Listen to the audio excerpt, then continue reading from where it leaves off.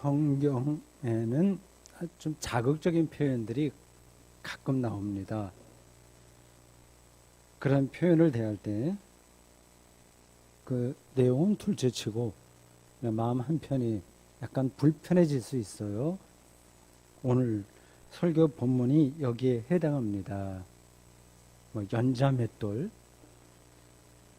지옥, 노골적인 표현이죠. 구더기, 불 구덩이를 가리키겠죠. 이런 등등의 단어가 나옵니다. 이런 단어로 구성된 문장을 그냥 눈에 들어오는 대로만 읽으면 그렇게 읽는 사람의 영혼에 나쁜 영향을 줍니다. 그러니까 성경이 조금 위험하기도 해요. 잘못을 저지른 아이가 가끔 그런 뉴스도 나오는데 집에서 이제 야단 맞고 쫓겨나 야밤중에 어두운 문 밖에서 벌벌 떠는 그런 심리 상태와 비슷합니다. 그러니까 한마디로 한다면 지옥에 갈까봐 두려워서 교회 다닌다는 심리가 됩니다. 그건 잘못된 거죠. 오늘 그 본문에 그런 이야기가 나오는데 제가 좀 조심스럽게 잘 살펴서 여러분들에게 설명해 보려고 합니다. 먼저 42절을 읽겠습니다. 이 구절은 마태복음 18장 5절과 누가복음 17장 2절에도 나와요.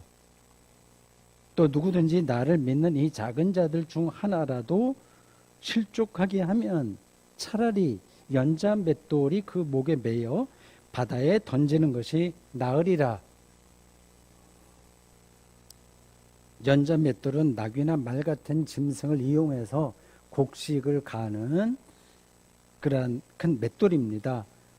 가끔 여러분들이 그림이나 동영상으로 봤을 거예요. 빙빙 돌면서 나귀가 큰 돌을 이렇게 돌리는 겁니다. 당시 유대 사람들이 사용하던 연자 맷돌의 무게는 1톤가량 된다고 하네요. 근데 그러한 연자 맷돌을 목에 걸기도 힘들고 걸게 되면 바다에 빠지기 전에 이미 거기 눌려서 죽죠. 이러한 표현은 헤어나올 수 없는 처참한 운명에 떨어진다는 사실을 가리키는 문학적 수사입니다. 그건 여러분들이 이미 짐작하고 그 문장을 대했을 겁니다.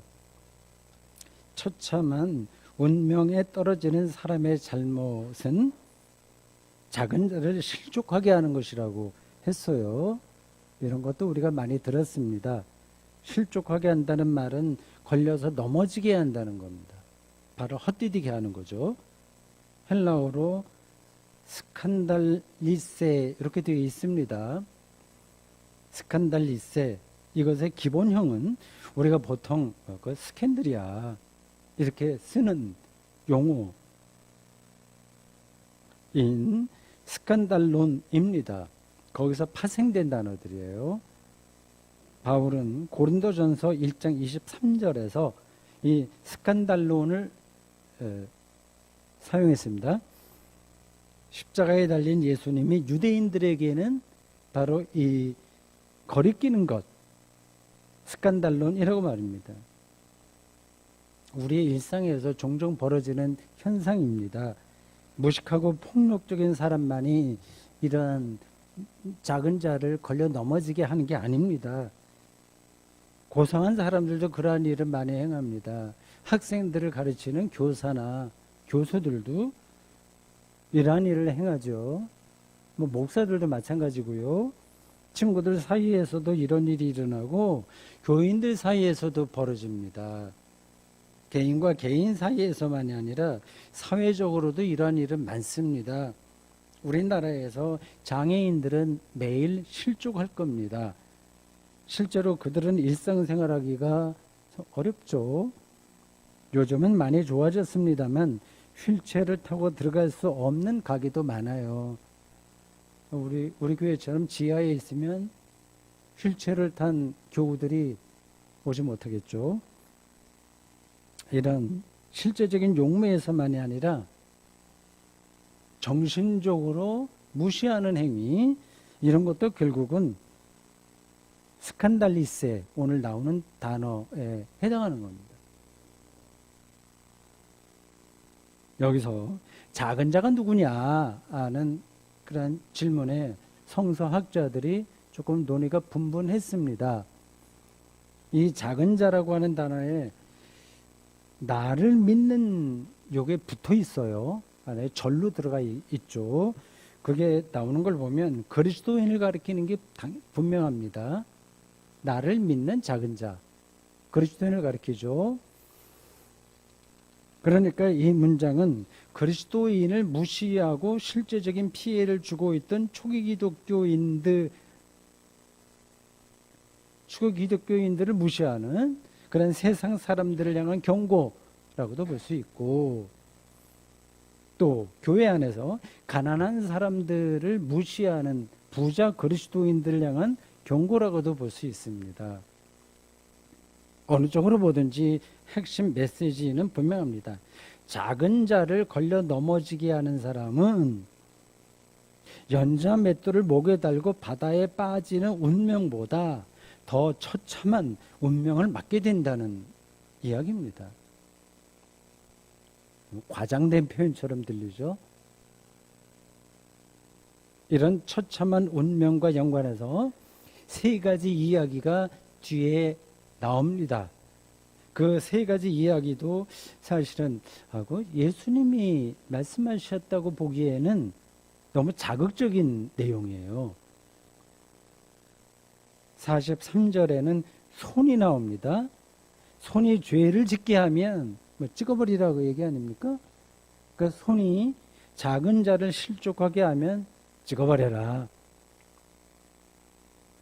그리고 45절에는 발이 나와요. 발이 죄를 짓게 하면, 즉 작은 자를 실족하게 하는 일에 참여하면 잘라버려라. 너무 끔찍한 표현입니다. 47절에는 눈이 나와요. 눈이 죄를 짓게 하면, 즉 눈이 작은 자를 실족하게 하면 빼어버리라는 겁니다. 손이나 발이나 눈을 그대로 유지한 채 자신의 전체 생명을 잃는 것보다는 그 중에 하나가 없이 생명을 유지하는 게 좋은 일이기 때문이라고 하네요. 이 이야기도 물론 비유입니다. 작은 자를 실족하게 하는 인생은 결국 인생 전체를 잃게 된다는 뜻이에요. 실감이 안 될 수도 있어요. 이게 옳은 말씀일까요? 비현실적인 말일까요? 여러분들은 어떻게 생각하십니까? 그 눈에 대한 그 구절을 다시 한번 읽겠습니다. 들어보십시오. 만일 네 눈이 너를 범죄하게 하거든 빼어버리라. 한 눈으로 하나님의 나라에 들어가는 것이 두 눈을 가지고 지옥에 던지는 것보다는 나으리라. 하나님 나라와 지옥이 여기서 대비돼요. 손을 예로 든 43절과 발을 예로 든 45절에는 영생과 지옥으로 나옵니다. 하나님 나라와 영생은 같은 의미라고 해서 이렇게 교차 사용한 것으로 보입니다. 우리말 성경에 각주가 달린 그 영생은 헬라어 조회의 번역입니다. 킹 제임스 버전을 비롯한 모든 영어 성경과 루터 번역 성경, 그리고 우리말 새 번역, 공동 번역 등등 대부분의 성경이 이 조회를 생명이라고 번역했는데, 우리말 성경, 이 개역 개정이거든요. 개역 개정의 원류가 개역 성경입니다. 이 두 개만 영생이라고 번역했어요. 뭐 큰 틀에서 보면 통하는 번역이지만 원칙적으로 보면 오해의 소지가 있습니다. 어쨌든지 여기서 생명과 지옥이 우리말 성경으로는 영생이라고 되어 있지만 원래는 생명이에요. 이 생명과 지옥이 상대 개념으로 나왔고 특히 지옥이 강조된다는 점은 분명합니다. 지옥이 뭘까요? 뭐 예수천당, 뭐 불신지옥 이런 거를 막 구호처럼 외치는 사람들이 있지 않습니까? 지옥이 뭐예요? 48절에 지옥 표상이 적나라하게 나옵니다. 거기에는 구더기도 죽지 않고 불도 꺼지지 아니하느니라. 이 묘사는 이사야 66장 24절의 인용입니다. 거기도 좀 비슷하게 나왔어요. 여기 우리가 오늘 설교 본문으로 본 이 구절에는 구더기라고 되어 있지만 이사야에는 그게 벌레라고 되어 있는 그런 차이입니다. 거의 똑같습니다. 사람들이 가장 싫어하는 대상이 벌레 혹은 구더기 혹은 불에 막 타는 거 이런 거니까 이렇게 표현하는 것으로 보여요. 어떤 사람에게는 이거 말고 여러분들이 제일 싫어하고 징그러워하는 게 뭡니까? 쥐인가요? 쥐가 득실거린다거나 아니면 개구리 싫어하는 사람도 있겠죠? 아니면 뱀이 들끓는 곳이라고 해야 실감이 더 날 수도 있습니다. 후기 사본, 성경이 다 사본이거든요. 이제 뒤로 이렇게 나온 사본에 보면 지옥에 대한 묘사인 이거 구더기와 불, 요 내용이 손을 말하는 43절과 발을 말하는 45절 뒤에 각각 나와요. 그러니까 그 표현이 3번이나 반복됩니다. 후기 사본에는요. 강조한다는 뜻이겠죠. 우리말 성경이 원본으로 택한 사본에는 그것이 빠져서 여러분들이 읽으면서 다 보셨겠습니다만 44절과 46절에 해당하는 내용이 없습니다. 빠졌다 이렇게 나옵니다.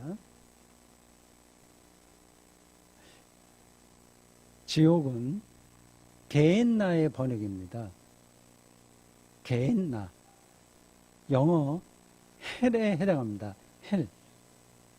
영어 사용권 사람들은 보통 심하게 욕할 때 go to hell 이렇게 얘기합니다. 지옥에나 떨어져라 그런 얘기예요. 이제 우리말로는 이제 천벌받은 놈 뭐 이런 대충 그런 뜻입니다. 이 게엔나는 예루살렘 남서쪽 이게 어느 골짜기가 이렇게 쭉 있는데 거기 한 지역을 가리키는 히브리어 개 흰놈을 음역한 소리 나는 대로 헬라어로 표현한 지명이에요. 그 개 흰놈은 몰렉 숭배의 한 형태인 인신 제사를 지내던 곳입니다. 실제로 그랬습니다. 고대에는 인신 제사가 제법 있었어요. 그 광경이 얼마나 끔찍했을지는 충분히 상상할 수 있습니다. 구역질 나는 장소죠. 사람들이 그것을 지옥이라고 생각한 겁니다. 성경은 인간이 가장 견디기 힘들고 괴로운 어떤 사태를 가리켜서 게헨나, 즉 지옥이라고 했습니다.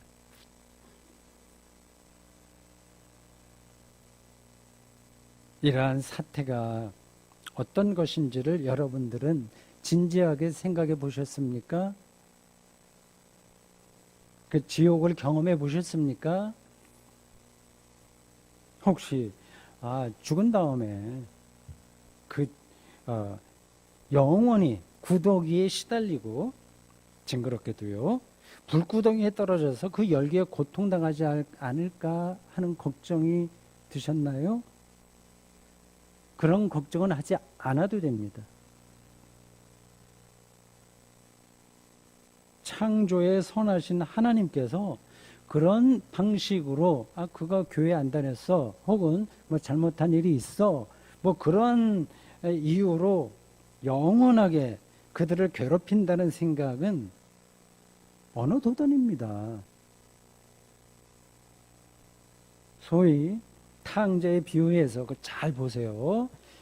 그 방탕했던 둘째 아들이 돌아왔을 때 아버지가 어떻게 했습니까? 너 이놈 잘못했지. 그러니까 그 책임을 져야지. 앞으로 3년 동안 우리 마당 네가 다 쓸어. 아니면 하루에 2끼만 먹어. 그래서 책임을 다 한 다음에 내가 받아들일 거야. 그렇게 하지 않았습니다. 죽었다고 생각했던 아들이 돌아왔다는 사실만 그 아버지에게는 의미가 있었던 거예요. 아버지는 잔치를 베풀었습니다. 우리가 죽은 다음에도 하나님은 우리의 잘못에 대한 책임을 묻기보다 잔치를 베푸실 겁니다. 믿어도 됩니다. 우리에게 책임을 묻더라도 여러분들이 생각하는 그러한 영원한 고통의 방식은 아닙니다. 이런 아버지가 우리를 간절히 기다린다는 사실을 여러분들은 믿어야 되고 믿을 수 있고 믿어도 됩니다.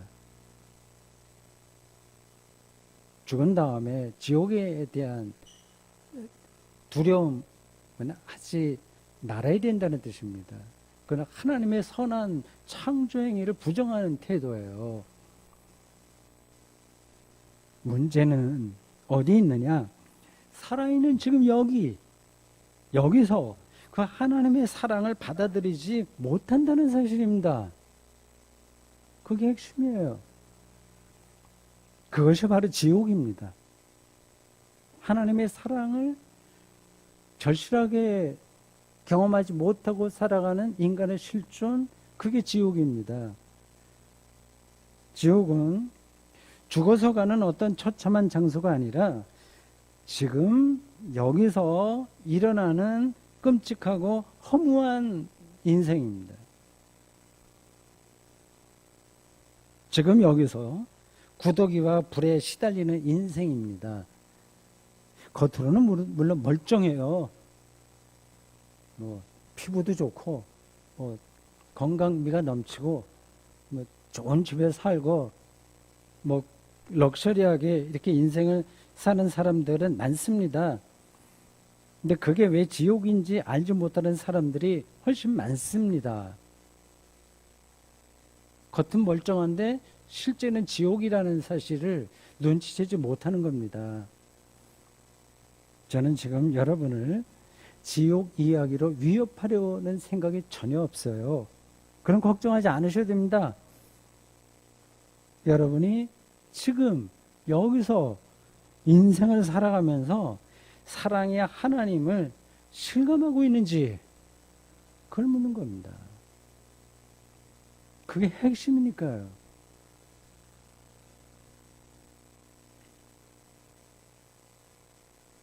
현대인들이 주로 이제 지성인들이겠죠. 지옥 표상을 시큰둥하게 여기는 이유는 성경에 나오는 그런 거 우습게 보잖아요. 그런 이유는 하나님을 경험하지 못했기 때문입니다. 하나님의 사랑을 제대로 알아야 하나님 없음이 얼마나 공허한지도 실감하는 겁니다. 맑은 공기를 마시면서 사는 사람만이 오염된 공기가 얼마나 혼탁한지, 숨쉬기 힘든지 그걸 알잖아요. 오늘 현대인들이 실제로는 구더기에서 파묻혀 살면서도, 그리고 불구덩이에 떨어져 있는데도 그걸 진지하게 느끼지 못하는 이유는 하나님이 함께하는 삶이 무엇인지 모르기 때문이 아닐까요? 저는 그렇게 생각하는데 여러분들은 어떻게 생각하십니까? 겉으로는 그럭저럭 행복하게 사는 듯이 보이긴 합니다. 나름으로 즐거운 일들도 많아요. 여러분들 다 그렇게 살기를 바랍니다. 그러나 우리의 궁극적인 미래인 하나님 없이 그런 일들이 과연 무슨 의미가 있을까요? 궁극적인 의미가 없는 대상에만, 그 대상이 자기 자신일 수도 있는데 거기에 매달리는 삶이 지옥이 아닐까요? 때에 따라서는 달콤한 지옥 말입니다.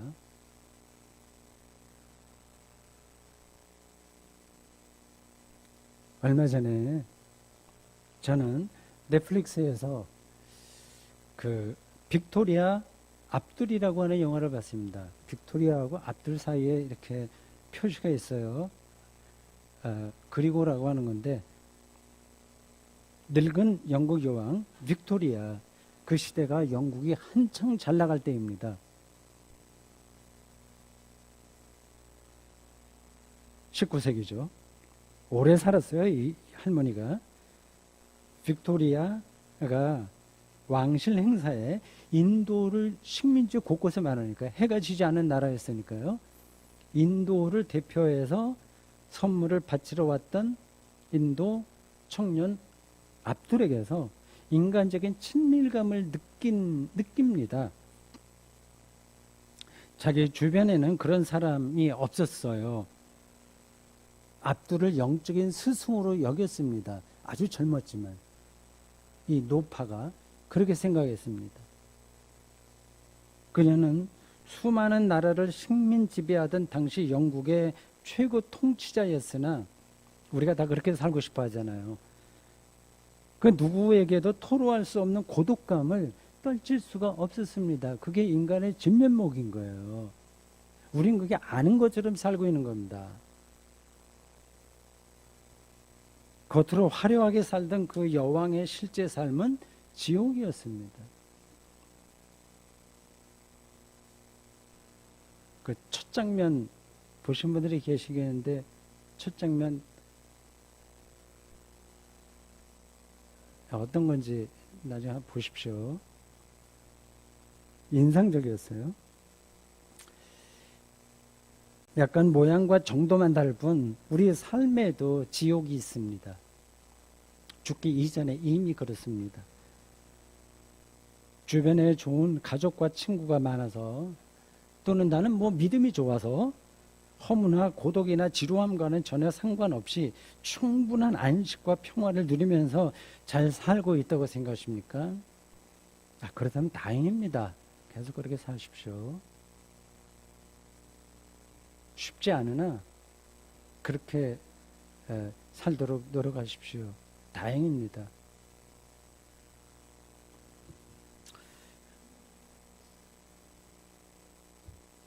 오늘 그 주제가 너무 심각하죠? 지옥 얘기하니까.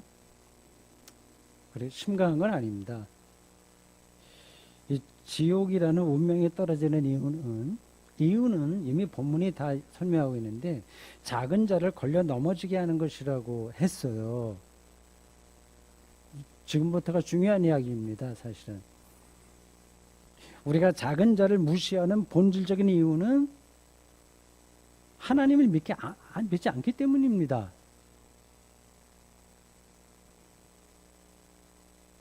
하나님을 믿지 않는다는 말은 자기와 자기 소유를 믿는다는 거예요. 거기에 의존해서 산다는 거예요. 그러니까 자기 안에 갇히는 겁니다. 자기를 절대화하는 삶입니다. 자기를 숭배하고 앞세우는 데만 모든 마음이 치우쳐 있기에 때로는 세련되게 치우쳐 있는데, 다른 사람들은 눈에 들어오지 않습니다. 다른 사람은 자기의 삶에서 스쳐가는 엑스트라예요. 사람으로 보이지 않습니다. 자기 방에 놓인 소품에 불과합니다. 잘 생각해 보십시오. 또 기껏해야 자기에게 실제적인 이익을 주는 대상에게만 관심을 기울입니다. 이런 사고방식으로 살아가는 사람들에게 작은 자는 눈에 들어올 수가 없습니다. 작은 자는 자기에게 아무런 영향도 끼치지 못하는데 무슨 관심이 가겠어요. 무시하게 되죠.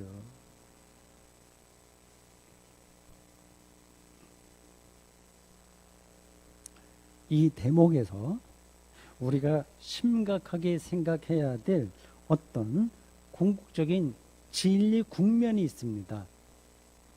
진리, 참된 것이 드러나는 어떤 계기가 있는 거예요. 다음과 같은 뜻입니다. 작은 자를 무시하고 실족하게 함으로써 그 결과로 죽은 다음에 지옥에 떨어지는 게 아니라 무시하고 실족하게 하는 행위 자체가 지옥이라는 사실인 것입니다. 행위 자체가 서로 높은 자리에 올라가려고 구더기가 들끓는 구덩이와 불구덩이 안으로 사생결단 뛰어드는 현상 자체가 지옥 아니고 뭐겠습니까? 오늘날 대한민국은 그래서 그런 말이 붙었는데 그럴듯합니다. 헬조선이라는 말이에요. 지옥은 아닐까요? 우리가 뭔가 그렇지 않은 것처럼 착각하고만 있는 건 아닐까요? 사회적인 현상에서만이 아니라 개인의 실존에서 이 문제는 더 중요하고 더 심각합니다. 그러니까 자기 자신의 삶에서 작은 자라고 불릴 만한 부분에 영혼의 촉수가, 영적인 촉수가 세밀하게 움직이는지 보십시오. 우리가 남에게 그럴듯하게 보이는 우리 개인 삶에서 큰 것들, 그런 것들만 허겁지겁 쫓아가면서 살지는 않을까요? 시속 100km로 달리는 고속도로에 올라섰기에 작은 사물이 아무리 노력해도 안 들어오는 것처럼 우리 삶의 작은 부분을 모두 놓치고 우리는 사는지 몰라요. 허상이죠. 어떻게 보면요. 생명에 밀착하지 못하고 좀 공중에 떠 있는 거 있을 수 있습니다. 이게 중요한 거라서, 그리고 저 개인에게도 중요한 거라서 좀 구체적으로 두 가지 예를 들겠습니다. 얼마 전에 민간인이 우주 여행을 다녀왔다는 국제 뉴스가 크게 떴어요. 미국 우주 기업체 스페이스 X가 시도한 프로젝트였습니다. 인간 기술이 대단하긴 합니다. 전문 우주인이 아니라 민간인 4명을 우주선에 태워서 고도 575km까지 쏘아 올려 며칠간 지구를 돌게 했다가 무사히 돌아오게 한 겁니다. 그 모든 과정을 원격으로 처리를 했어요. 우주 관광 시대가 멀지 않았다는 이야기도 그 전부터 그랬지만 심심치 않게 나옵니다. 좋은 쪽으로 본다면 이런 우주 과학의 발전이 그쪽만이 아니라 인류의 다른 부분에서도, 다른 영역에도 도움이 될 수도 있을 겁니다. 그런 경우가 많잖아요. 군사 무기 연구 개발하다가 인류에 도움이 되는 기기를 많이 발견했다고 하네요. 컴퓨터도 거기서 나왔다고 하지 않습니까? 그런데 상업주의에 근거한 우주 관광이라는 말에 너무 혹하지 마십시오. 이번에 우주 여행을 다녀온 사람들이 본 것도 사실은 별거 아니에요. 지구라는 우주선을 타고 살아가는, 우리가 지금 우주선 안에 타고 있는 겁니다. 살아가는 우리가 보는 것과 별로 다를 게 없어요. 지난 추석날 밤에 달을 자세하게 보고 그 신비로움을 느낀 사람은 수백만 달러를 내고 이번 우주 여행을 다녀온 사람 못지않은 경험을 한 겁니다.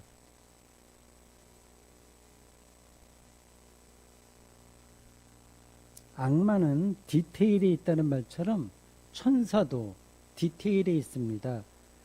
생명도 디테일에 있고 지옥도 디테일에 있습니다. 자기 삶의 그 작은 영역을 무시하는 사람은 인생을 지옥처럼 사는 겁니다. 그게 실감할 수도 있고 아닐 수도 있는데 제가 보기엔 그렇습니다. 두 번째, 내년 대통령 선거를 앞두고 주요 정당의 내부 경선에 속도를 내고 있어요. 두 종류의 후보자로 볼 수 있습니다. 권력을 향한 욕망이 강렬한 후보자와 국민을 섬기려는 후보자입니다. 이 두 속성이 사실은 한 사람에게 다 겹쳐서 들어있을 겁니다. 대통령은 사실 불행한 자리예요. 나라 전체에서 가장 높은 권력을 행사하는 자리이기 때문에 권력자들만 관계를 맺고 살아야 됩니다. 얼마나 불행할까? 아주 곰곰이 그런 생각이 듭니다. 대통령보다는 우리 일반 사람들이 삶의 본질에 더 깊이 들어갈 수 있습니다. 다 아시는 얘기죠? 일상에 더 밀착해서 살아갈 수 있어요. 우리 삶의 실제 내용인 작은 자를, 우리 삶의 내용에서 작은 부분들을 무시하지 않고 살아갈 수 있습니다. 따라서 누가 대통령이 되든 그가 우리의 이런 삶을 빼앗지 못합니다. 난 북한 체제 안에서도 그걸 빼앗지 못한다고 생각합니다. 거꾸로 누가 대통령이 되든지 그가 우리의 이런 삶을 더 풍요롭게 하지도 못합니다. 여러분이 원하는 대통령이 당선되어도 여러분이 준비가 되어 있지 않으면 가을 하늘과 구름과 가을비와 코스모스의 다양한 그러한 차이 색깔들을 황홀하게 느낄 수 없고, 원하지 않는 대통령이 당선되었다고 해도 준비만 되었다면 밥 한 그릇을 마지막 식사처럼 특별한 느낌으로 먹을 수 있습니다. 저는 대한민국 대통령의 일이나 대구 샘터교회 담임 목사 일이나 질적으로 아무 차이가 없다고 생각합니다. 자기의 가정을 꾸리는 일도 생명의 본질에서는 사실 마찬가지예요. 가정을 잘 가꾸는 꾸리는 아버지나 어머니, 부부, 나라 살림을 잘 가꾸는 대통령, 똑같은 거죠. 적은 일에 충성하는 사람에게 많은 일을 맡기겠다는 가르침, 마태복음 25장 2절, 정말 놀라운 말씀인데, 여기서 보듯이 작은 일 자체가 위대한 일이고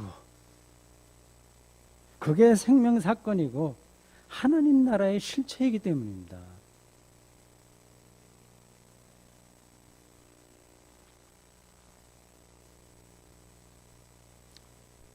문제는 우리가 실제로 어떻게 지옥이 아니라 생명에 가까이 가는 삶을 살아낼 수 있느냐에 있습니다. 이게 억지로 안 돼요. 우리의 존재가 새로워져야 됩니다. 바라보는 시각이 완전히 달라져야 됩니다. 바울이 말했듯이 그리스도 안에서 새로운 피조물이 되는 겁니다. 고린도후서 5장 17절. 그래서 오늘 본문은 마지막 50절에서 소금을 간직하라, 이렇게 조금 전체 맥락하고 어울리지 않는 듯한 발언을 했습니다. 그 소금의 짠맛은 예수 그리스도의 제자가 됨으로써 주어지는 하나님 나라의 존재론적 능력입니다. 아멘.